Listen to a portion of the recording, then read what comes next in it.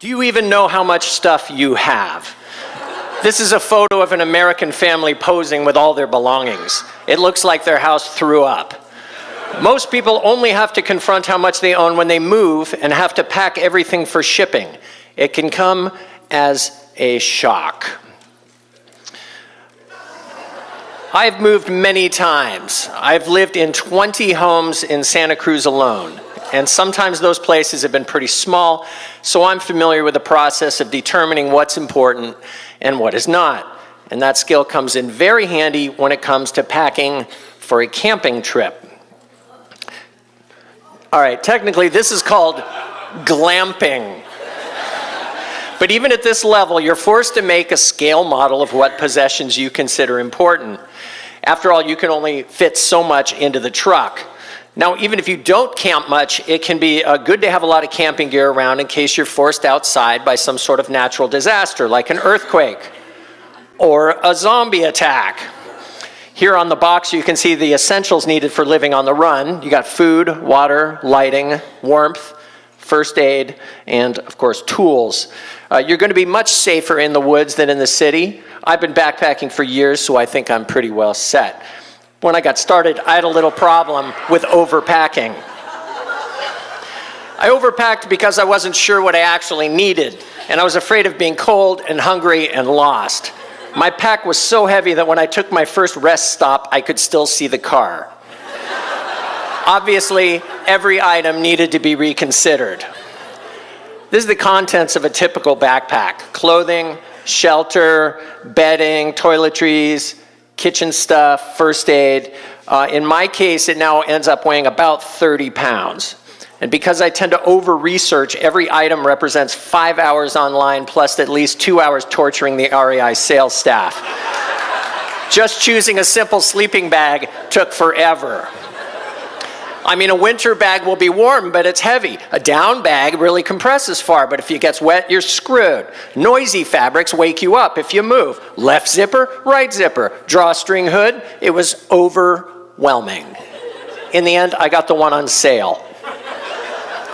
This is the stove I had when I was in Boy Scouts. Look at that, brass, steel, hinges, screws, gears. It's very steampunk, but I carried it for hundreds of miles. You could use this thing to pound in tent stakes and it could still burn any fuel from diesel to bourbon. But it weighed 4 pounds and it rattled like crazy. Here's the stove I use now. It weighs only 3 ounces and screws right onto the fuel bottle. It's basically a blowtorch, which is great for boiling water, but terrible for sauteing trout.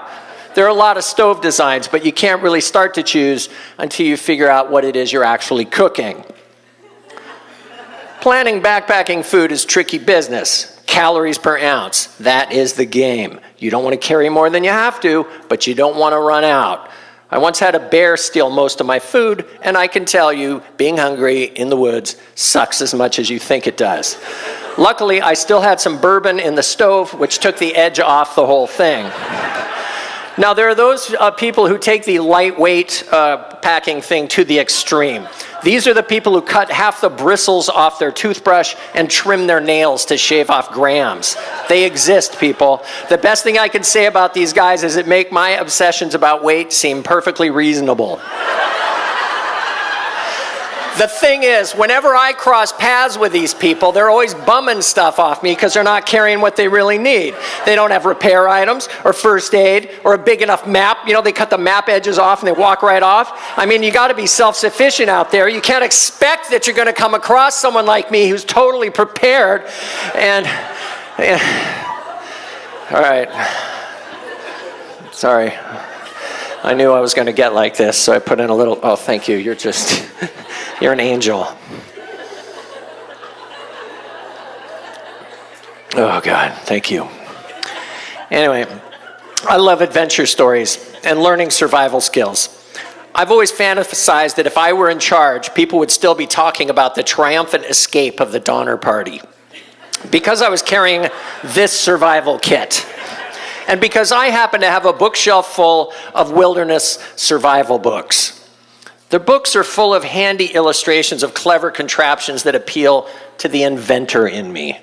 But I can say from experience, these things take much longer to build than you would think, and in the end, probably you use up more calories building it than you would actually get from that tasty squirrel that you might be lucky enough to catch.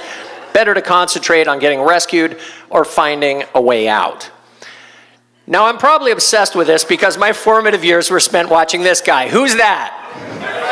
The professor from Gilligan's Island, that's right. Here we see him creating a jetpack out of materials commonly found on a Pacific island. If he can do that, I can make fire with sticks.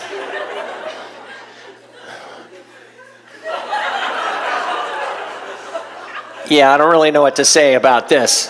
I do want to go back in time and listen to the pitch meeting for this book.